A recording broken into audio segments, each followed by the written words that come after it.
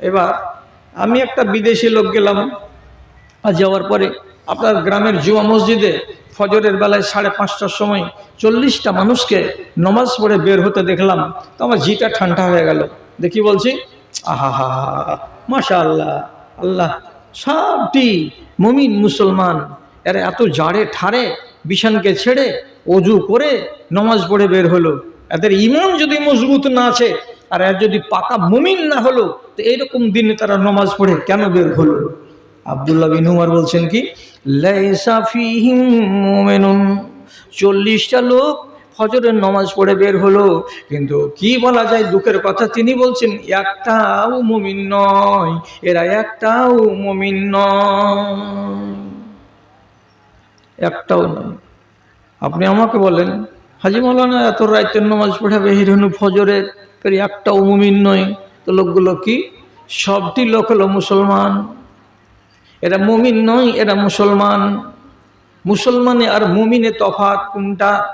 মুসলমান ওই লোকটা যে নিজেকে বলে, কি বলে, আমি আল্লাহকে মানি, শাহাদাত লা ইলাহা ইল্লাল্লাহ, লা ইলাহা ইল্লাল্লাহ বললাম, নামাজ পড়লাম, রোজা করলাম, হজ করলাম, যাকাত দিলাম, 5টা জিনিসকে যারা করে তারা মুসলমান। মুমিন কারা?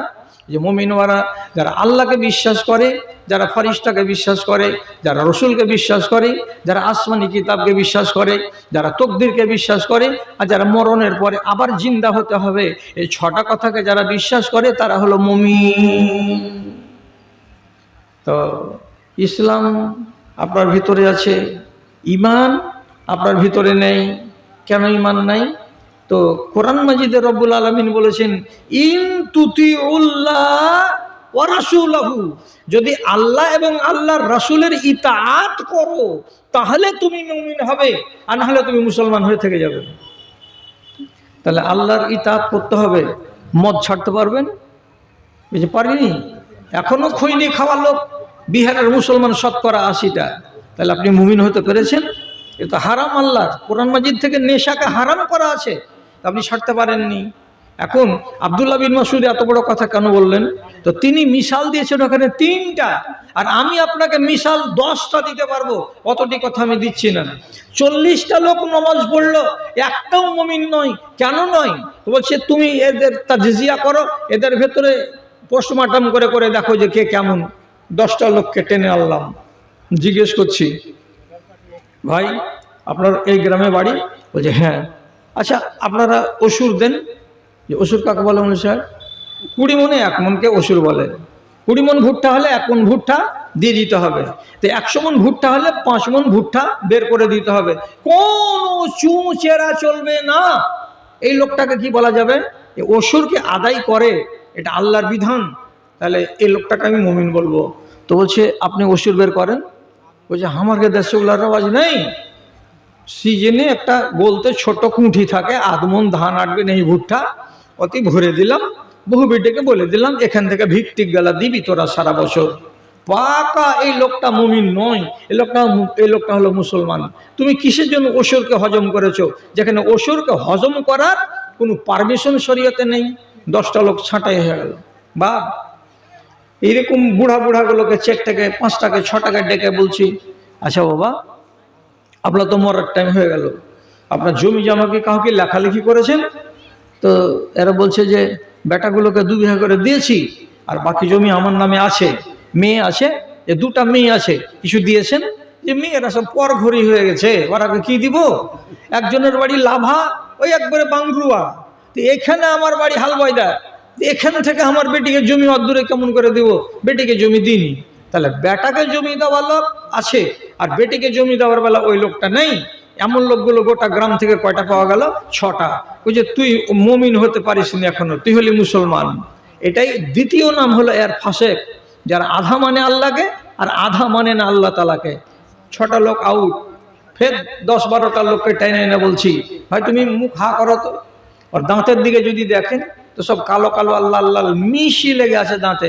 কি খাও? তিরঙ্গা খাও? বুঝি খাই। গুটকা খাও? বুঝি হ্যাঁ খাই। তো হারাম খাওয়া কটা পাওয়া গেল? 10টা। এরা মুমিন নয়। আব্দুল্লাহ বিন মাসউদ কেন বললেন? এক জমানা চলে আসবে 40টা লোক নামাজ পড়ে বের হবে, লাইসা ফিহিম মুমিনুন, একটা ওদের ভিতরে মুমিন পাওয়া যাবে না, সব মুসলমান পাওয়া যাবে। আর এই মুসলমান হলো ওরাই যারা আল্লাহকে কিছু মানে আর আল্লাহকে কিছু মানে না। এই লোকগুলো হলো 2 নম্বরই, আর এই লোকগুলো হলো দুমুখ। আর দোদিল বান্দা কালমা চোর না পাই বৃত্তি না পাই গোর, এর দুর্গতি ভালো হবে না। রব্বুল আলামিন কোরআন মাজিদে আগেই বলে দিয়েছেন আপনাকে, আফাতুমিনুনা বিবাযিল কিতাবে ওয়া তাকফুরুনা বিবায ফামা জাযাউ মান ইয়াফআল যালিকা মিনকুম ইল্লা খিজয়ুন ফিল হায়াতিদ দুনিয়া ওয়া ইয়াউমাল কিয়ামাতি ইউরাদ্দুনা ইলা আশাদ্দিল আযাব। তোমরা এরকম মুমিন হবে নাকি? জি, কেমন মুমিন?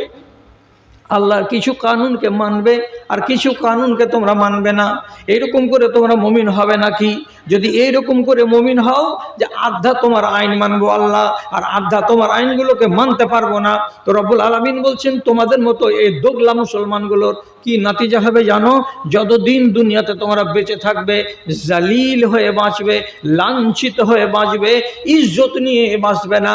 যখন বাইরে যাবে চোখ উঁচা করে সিনা ফুলিয়ে চলতে পারবে না, তোমাকে দেখতে গেলেই গায়ের মুসলিমেরা জ্বলবে, তোমাকে যদি পায় তো 2টা থাপ্পড় গালে লাগিয়ে দেবে। তুমি যদি সিটে বসে থাকো ট্রেনে, তো তোমাকে হেত হুত করে ট্রেন থেকে নামিয়েও দিবে, তোমার সিটটাকে দখল করে নিবে। যাও রায়গঞ্জের মতো টাউনে চলে দেখো গা, যাও বালুরঘাটের মতো টাউনে গিয়ে চলে দেখো গা, যেখানে হিন্দু মেজরিটি আছে সেই জায়গাতে একটা মুসলমান মুখ উঁচা করে চলতে পারে না। উত্তরপ্রদেশের মতো সুবাতে গিয়ে চলে দেখো গা, রোডের কিনারায় যদি আসরের নামাজ শুরু করে দাও, রাব্বুল আলামিন বলছেন জয়লাতিল আরজ, নবী বলছেন জয়লাতিল আরজ মসজিদান ওয়া তাহুরান, যেখানে নামাজের টাইম হবে সেখানে নামাজ শুরু করে দাও। আপনি যদি বলেন আসরের টাইম হয়ে গেছে, রোডের কিনারায় পাক জমিনে দাঁড়িয়ে নামাজ পড়ে নেব, উত্তরপ্রদেশের সরকার আপনার কোমরে দড়ি দিয়ে জেলখানাতে ভরে দিবে, ডাক ফুকার বলবে তোর কি বাপের জায়গা ওটা যে তুই নামাজ শুরু করে দিলি, যেখানে সেখানে মুসলমান নামাজ পড়তে পারে না। লাঞ্ছিত জীবন, লাঞ্ছিত জীবন মানে কি ইজ্জতের জীবন পাবে না। কারা? তো এই হলো পুলপুলা মুসলমান, 2 নম্বর মুসলমান তারা। তো দুনিয়াতে গেল এইরকম হয়ে, আখেরাতে তখন আল্লাহকে ভিজা ভিড়া বিড়ালের মতন ছাগলের মতন মেও মেও মেও মেও করে বলবে, আল্লাহ জি দুনিয়াতে ইজ্জত পাইনি, খুব মাজলুম হয়ে জিন্দগি কাটালছি, আজ তুমি একটু ইজ্জত দাও, আমাদেরকে একটা ভালো জায়গা দাও, সম্মানের একটা জায়গা দাও। আল্লাহ রাব্বুল আলামিন বলছেন 2 নম্বর ছিলি বলে দুনিয়াতে ঝাঁটা খেয়েছিস, এখন আমার কাছে আসছিস এসে তুই ভালো জায়গা চাইছিস। রব্বুল আলামিন বলছেন ওয়া ইয়াউমাল কিয়ামাতি ইউরাদ্দুনা ইলা আশাদ্দিল আযাব, কিয়ামতের দিন তোকে আরো কঠিন আযাবের দিকে ধাক্কা দিয়ে ভরে দেওয়া হবে।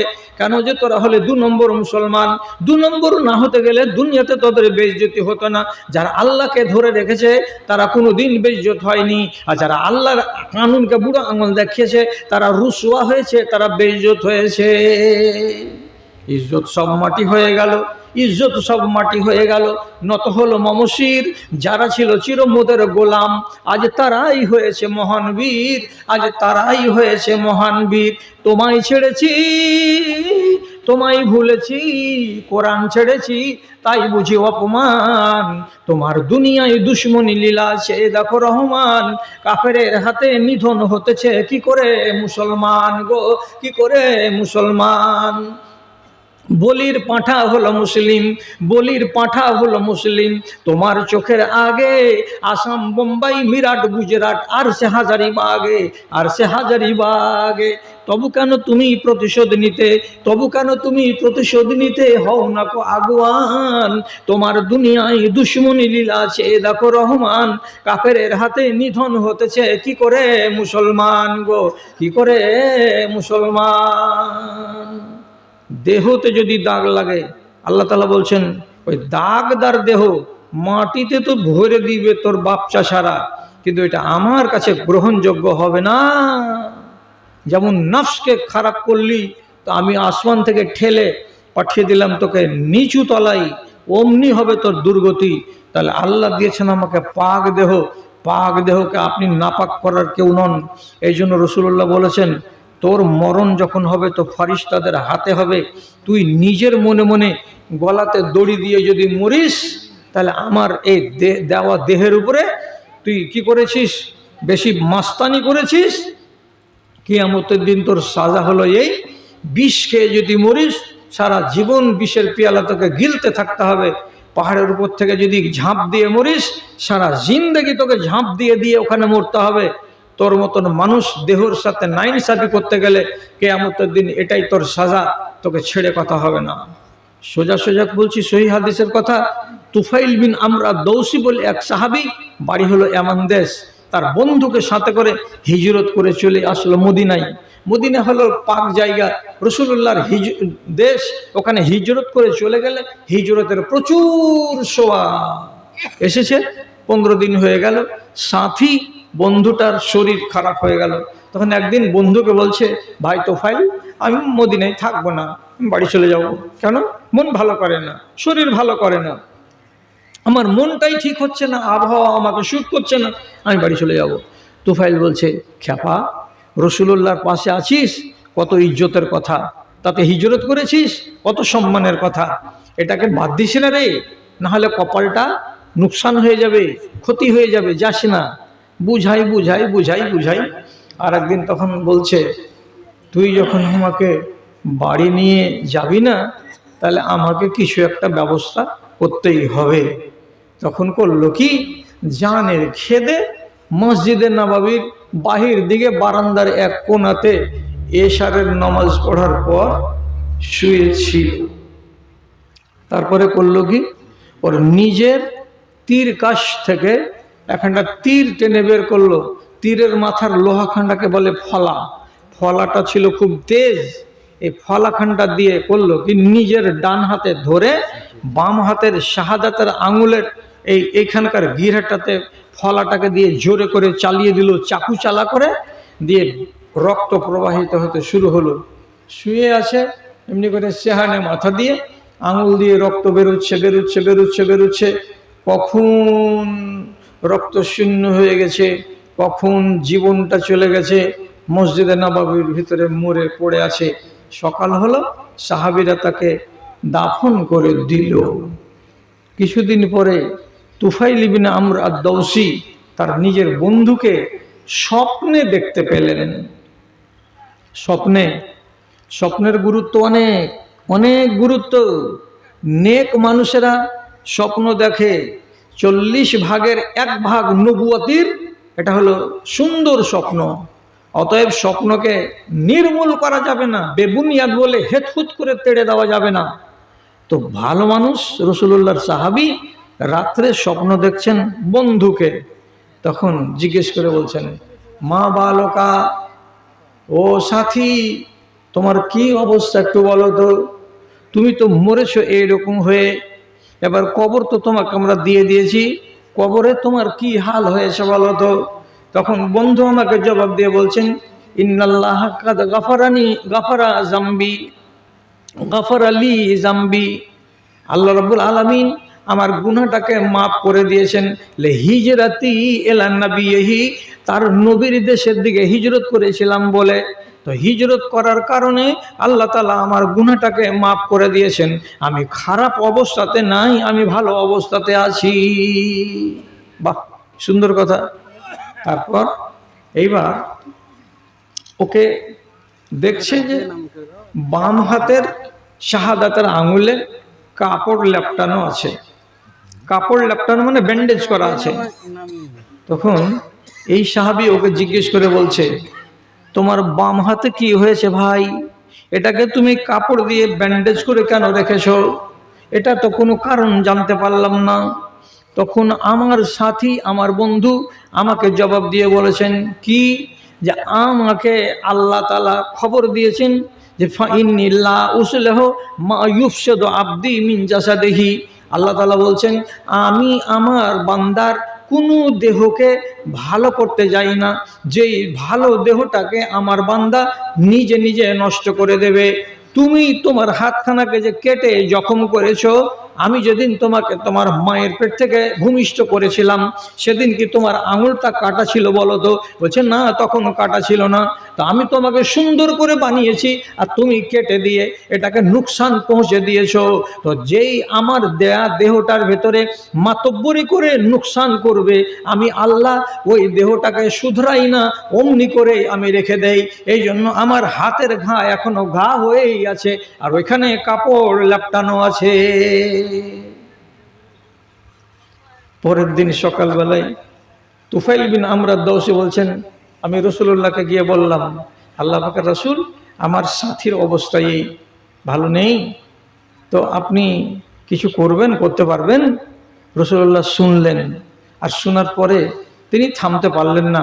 শেষের বেলায় এক রিওয়ায়েত আছে একা একা হাত উঠিয়ে, আর আরেক রিওয়ায়েত আছে বিনা হাত উঠিয়ে শুধু এইটুকু কথা বললেন, আল্লাহুম্মা গফির লাহু ওয়া লিয়াদাইহি, হে রব্বুল কারীম, তুমি ওই লোকটাকে মাফ করে দাও এবং তার দুইখানা হাতকেও মাফ করে দাও।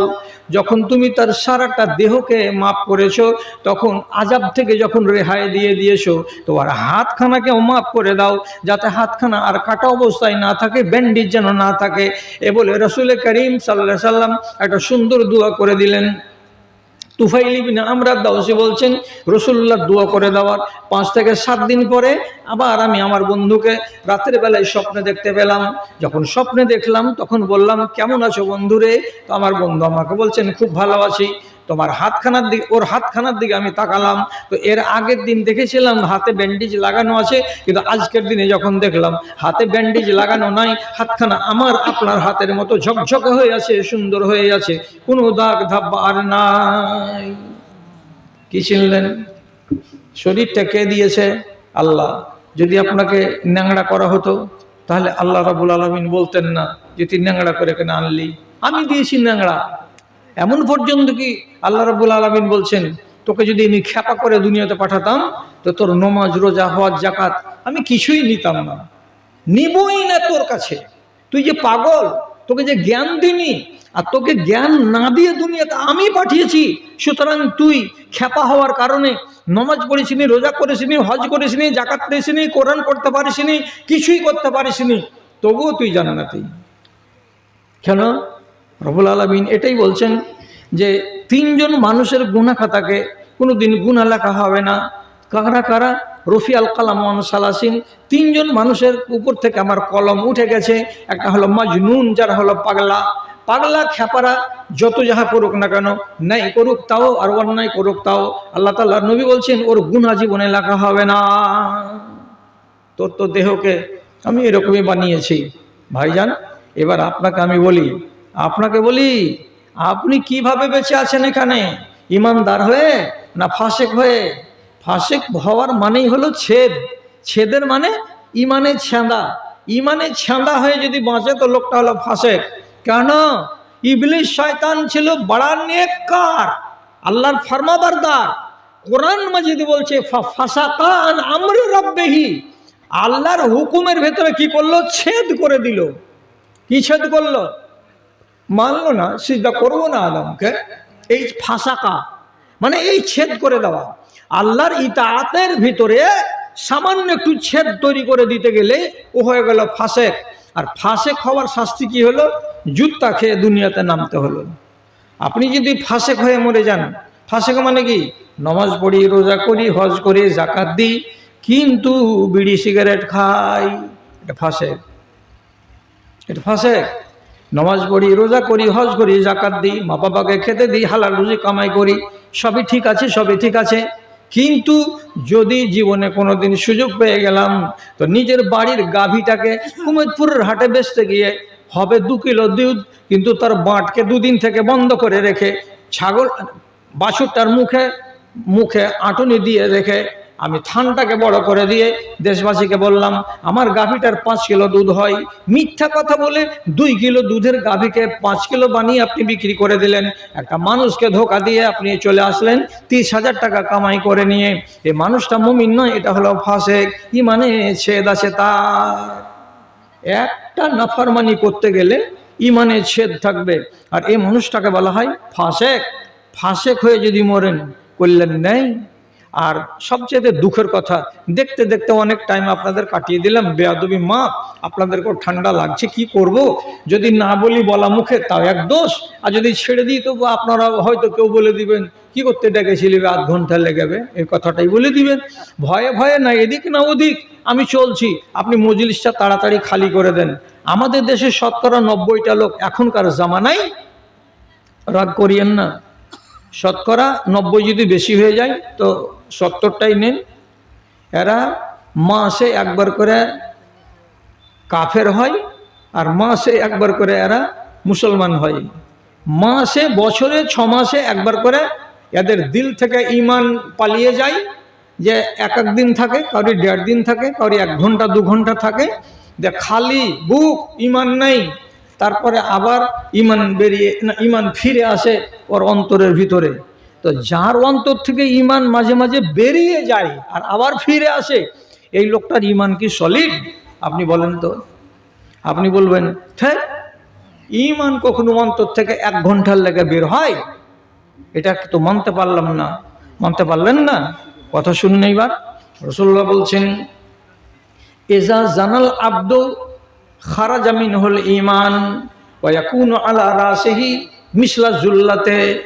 একটা ছেলে এবং একটা মেয়ে যদি অবৈধভাবে, নাজায়েজভাবে রাতের অন্ধকারে আমের বাগানে, কাউরি ঘরের পিছন সাইডে জঙ্গলে গিয়ে এরা যদি কি করে, মিলিত হয়, নাজায়েজভাবে যদি এরা জিনসি তাল্লুক কায়েম করে, তো যখনই একটা ছেলে আর একটা মেয়ের সাথে এক জায়গাতে জমা হবে, সাথে সাথে বেটি ছেলেটার বুক থেকে এবং বেটা ছেলেটার বুক থেকে ঈমান বেরিয়ে যাবে। ঈমান বেরিয়ে গিয়ে তার দেহের সামনে 1 কিলোমিটার দূরে, 2 কিলোমিটার দূরে যেখানে মেঘ উড়ে বেড়ায়, ওই রকম জায়গাতে ঈমানটা পৌঁছে গিয়ে শুধু এমনি এমনি করে চলে বেড়াবে। আর ওখান থেকে আওয়াজ দিয়ে বলবে, এরে বেঈমান, তুই কি জানিস না ঈমান কোনোদিন কুফুরের সঙ্গে এক জায়গাতে বাস করবে না। কুফুর কোনোদিন ঈমানের সঙ্গে এক জায়গাতে বাস করবে না। কুফুর হলো আলাদা জাত, ঈমান হলো আলাদা জাত। ওর সাথে বনিবনাট হবে না, ওর আমার সাথে বনিবনাট হবে না। তুই যখন কুফুরকে ডেকে এনেছিস, মানে ব্যভিচার করতে লেগেছিস, তখন তোর অন্তরের ভিতর থেকে আমি বেরিয়ে গেছি, ওখানে আমার থাকা সম্ভব নয়। চিনি আর টক এক জায়গাতে হবে? যদি গাঢ় জোরে করে দেন টক আর চিনি কি এক জায়গায়? তো এটাকে আপনি বলতে পারবেন মিষ্টি? না। এটাকে বলতে পারবেন টক? না। এটা অন্য নাম হয়ে গেল। তো টক আর মিষ্টি আলাদা আলাদা জিনিস। এক জায়গাতে যেমন হতে গেলে তার নাম বদলে যাবে, তেমনি আপনিও বদলে যাবেন। ঈমান আলাদা, কুফুর আলাদা, ওকে আলাদা আলাদা থাকতে দেন। লবণ এবং চিনি দুটো জিনিসকে যদি কেউ এক জায়গাতে করে দেয়, তাহলে কি হবে? এটা লবণ বলা যাবে নাকি চিনি বলা যাবে? আপনি দুটো জিনিসকে আলাদা আলাদা জায়গাতে রাখেন, লবণ লবণ থাকবে, চিনি চিনি থাকবে। তাহলে তো এইরকমই কুফুর আলাদা জিনিস আর ঈমান আলাদা জিনিস। ঈমান আলাদা থাকবে, কুফুর আলাদা থাকবে। আপনি যখন কুফুরকে ডেকে আনলেন, তার মানে কি ব্যভিচারে জড়িয়ে গেলেন। তখন ঈমান বলছে, এই জায়গাতে থাকতে পারবো না হে ভাই, চলে গেলাম, বেরিয়ে গেলাম। বেরিয়ে মাঠ ফাঁকা করে দিয়ে চলে গেল, কার নামে? কুফুরির নামে। মাথার উপরে ঘুরছে। এইবার এই লোকটা ঈমানটা তো, বুকটা তো ফাঁকা, এখন কি আছে? কুফুরি ঢুকে আছে। আধ ঘন্টা পরে জেনা করার পর নিজের বাড়ি চলে গেল। তো ঈমান কি ঘুরে চলে আসবে? ভেবেচিন্তে বলবেন, ঈমান কি তাড়াতাড়ি ঘুরে চলে আসবে? এখন তো কুফুরি ওরা করে না। না, ঈমান অতক্ষণ পর্যন্ত ওর অন্তরে ফিরে আসবে না, যতক্ষণ পর্যন্ত ওই কামিনা আর ওই কামিনী আল্লাহ রাব্বুল আলামিনের কাছে খাক সারি জাহের না করবে, যতক্ষণ পর্যন্ত তওবা এবং ইস্তেগফার করে নিজের গুনাহটার মার্জনা না করে নিবে, ততক্ষণ পর্যন্ত তার হৃদয়টা বিরান পড়ে থাকবে, ওখানে ঈমান থাকবে না। ওই হালাতে যদি মরণ হয়ে যায়, আপনি বলেন এই লোকটা জান্নাতে যাবে? প্রথম চান্সে যাবে না। আগে ওকে জাহান্নামে জ্বলতে হবে। 1 দিন হোক, 1 সপ্তাহ হোক, 1 মাস হোক, 1 বছর হোক, আগে জাহান্নামে জ্বলবে। জ্বলার পরে সে জান্নাতে আসবে। কেন? যে এ লোকটা হলো ফাসিক। মানতে পারলেন না? মেনে নেন। অন্য হাদিসে রাসূলুল্লাহ সাফ করে দিয়েছেন। কি বলে দিয়েছেন? লা ইয়াজনি জানি হিনা ইয়াজনি ওয়া হুয়া মুমিনুন ওয়ালা ইয়াসরিকু সারিকু হিনা ইয়াসরিকু ওয়া হুয়া মুমিনুন। যখন কোনো লোক চুরি করে, তো যতক্ষণ চুরি করে ততক্ষণ মুমিন থাকে না। যখন চোর চুরি করা বাদ দিয়ে দেয়, দেওয়ার পরে তওবা তাহির করে, তখন সে মুমিন হয়ে যায়।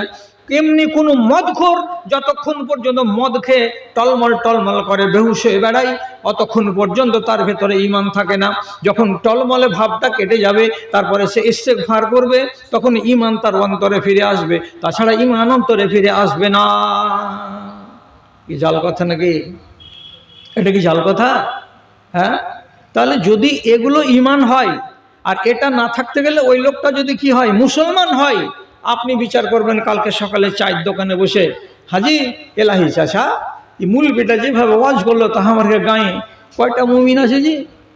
ঠক বাস্তা গাঁও যার উমুক সর্দার আর উমুক উমুক, এই তিনটা লোককে দেখে মনে হচ্ছে মুমিন, আর বাকি তো আমরা সবাই মুসলমান। আর একজন বলছে ধর মূল বেরোকে ওগুলা কথা শুনলে হবে নাকি? ওগুলা কথা শুনিস না? ওরা তো যখন যাকে যে মনে তাল পাবে তখন ওই রকম। মূলবীরকে কি ব্যাপার বুঝিস? আগাদিকে যদি ধনী ধনী শ্রোতা থাকে তো খালি জাকাতের ওয়াজ করবে, আর আগাদিকে যদি ফকির ফাকরা থাকে তো খালি যে কবরে এরকম হবে তোর, হাসরে এরকম হবে তোর। এর ক্ষেত্রে লাইন হলো নিজের মন মতন লাইন। বাবারে এত ঘুষখোর আমাকে মনে করিও না। সকালে নিজে চিন্তা করিও যে যেগুলা হাদিস আমি পড়লাম, যদি বলেন যেগুলা হাদিস নেই ওর বাপের জমিদারের কথা, তাহলে যেটা মন লাগে সেটাই করেন। আর যদি বলেন তাহলে গোটা গাঁও এলাকা এরকম মুসলমান, তাহলে মমিন কই?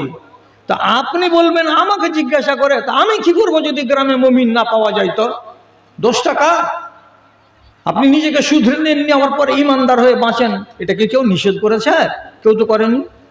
खुदा की बस्ती में बागी बनकर, खुदा की बस्ती में बागी बनकर, बगैर तौबा के सोने वाले, नाक खुली तो लहद में जाओगे, बताओ फिर तुम क्या करोगे, बताओ फिर तुम क्या करोगे।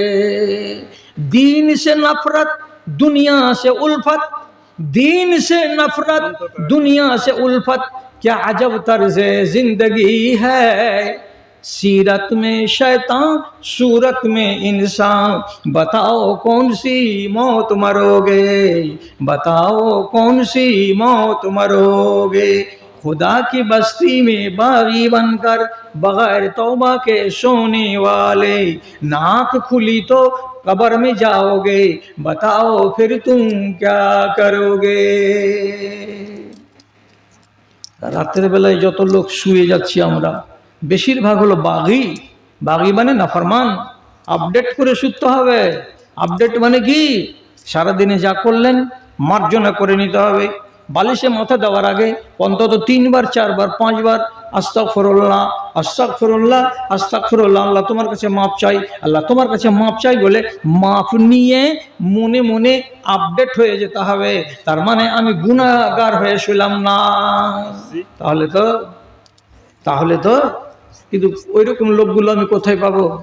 হ্যাঁ, এই জন্য আমি অনেক দিন আগে আমি এগুলো লিখেছিলাম, এখন ছেড়ে দিয়েছি। তালবেল মানে যৌবন কাল নেই, বুড়া বয়স, ওই জন্য বলি না। কি ঘরে ঘরে শান্তি যেথাই, দুঃখের নেই কলেশ, খুঁজছি আমি বাউলা হয়ে এমন একটি দেশ রে, এমন একটি দেশ। দেশ খুঁজে বেড়াচ্ছি চেরা খাতে করে। কিসের দেশ? তো ইমানের দেশ। ঘরে ঘরে শান্তি যেথাই, দুঃখের নেই কলেশ, খুঁজছি আমি বাউলা হয়ে এমন একটি দেশ রে, এমন একটি দেশ, যেথাই নেই কো মদের আড্ডা, খেলে না কেউ জুয়া, সিনেমাতে ভিড় করে না, তাসকে বলে ভুয়া রে, তাসকে বলে ভুয়া, রাত্রে যেথাই বম ফাটে না, শান্ত পরিবেশ, খুঁজছি আমি পাগলা হয়ে এমন একটি দেশ রে, এমন একটি দেশ, যেথাই বেটা বাপকে নিজের বলে না কো শালা, যেথাই বেটা বাপকে নিজের বলে না কো শালা, বিবি যেথাই স্বামীকে তার দেখাই না কাঁচকলা রে, দেখাই না কাঁচকলা, লোকগুলো সব সরলমতি নয় কোকড়া যেমন পেশ, খুঁজছি আমি বাউলা হয়ে এমন একটি দেশ রে, এমন একটি দেশ। চুল পেকে গেল, বয়স 66 হয়ে গেল, কবরে যাওয়ার টাইম চলে এলো। এভাবে বলতে বলতে হঠাৎ আর একদিন ফেসবুকে হোয়াটসঅ্যাপে শুনতে পাবেন মৌলবীটা নাই মরে গেছে 10টা বেজে 11 মিনিটে, আর দাফন কাফন হবে 4টা 30 মিনিটে। মরণের ঠিকানা নেই, সময় চলে এলো। এতদিন ধরে বলে বেড়াচ্ছি দেশে লালটনের তেল শুকিয়ে গেল, লাইটের ব্যাটারি বসে গেল, ইমানকে খুঁজে বেড়াচ্ছিলাম গ্রামে আর গ্রামে, কিন্তু সারাটা দুনিয়াকে শেষ করে দেওয়ার পরে ইমানের গ্রাম খুঁজে পাওয়া যায় না। কি করে পাওয়া যাবে? এ গ্রামের ই মাথা ও মাথাতে কোনো জায়গাতে চৌরাহাতে বাজার লেগে আছে কি? এখানে আছে কি নাই? হয়তো রোডে আছে। ইমানের দেশ যদি খুঁজবেন তো যতটি লোক আছেন বেয়াদবি মাফ করেন, আপনাকে 12টা বাজার সময় 12টা বেজে যাওয়ার কথা ছিল, কিন্তু এখন 12:30 বেজে গেছে, আপনাদের 12টা বাজেনি। এর জন্য আমি আনন্দিত, আপনাদেরকে ছেড়ে দিচ্ছি কয়েক মিনিটের ভিতরে ইনশাআল্লাহ। দেখবেন যে এই দেশটা কাদের। চায়ের দোকানে বগলা করে যান কি? যান না? ওই ওই ওই মোড়টাকে কি কহে? ইব্রাহিমের দোকানের মোড়টাকে, এই হালবাই এই ভরতকুলের মোড়, ওখানে দেখবেন ওই সন্দেশার চক, সন্দেশার চকে ওখানে যদি যে দেখবেন তো প্রত্যেকটা দোকানে দোকানে 20টা 25টা করে লোক বসে আছে। আর একটু দূরে জুমা মসজিদের আজান করছে, মুয়াজ্জিন চালাক মানুষ, আগে ডাকছে নামাজ পড়তে এসো, হাইয়া আলাস সালাহ, নামাজ পড়তে এসো, নামাজ পড়তে এসো। সবটি লোক বলবে কাম পাইছি না, নামাজ গেলে ডাকছি। তো পরে তখন কি বলছে? নামাজের জন্য ডাকবো না, কিসের জন্য ডাকবো? বলছে হাইয়া আলাল ফালাহ, বাঁচবি ভালো হয়ে তো আয়, নাজাত নিবি তো এখানে আয়, কল্যাণের জন্য আয়। এটা কোথাও যদি ডাকছে তো যতটি লোক ছিল বেঞ্চে বসে বসে, অতটি লোক যেমন ছিল আজানের আগে তেমনি বসে থাকলো আজানের পরে।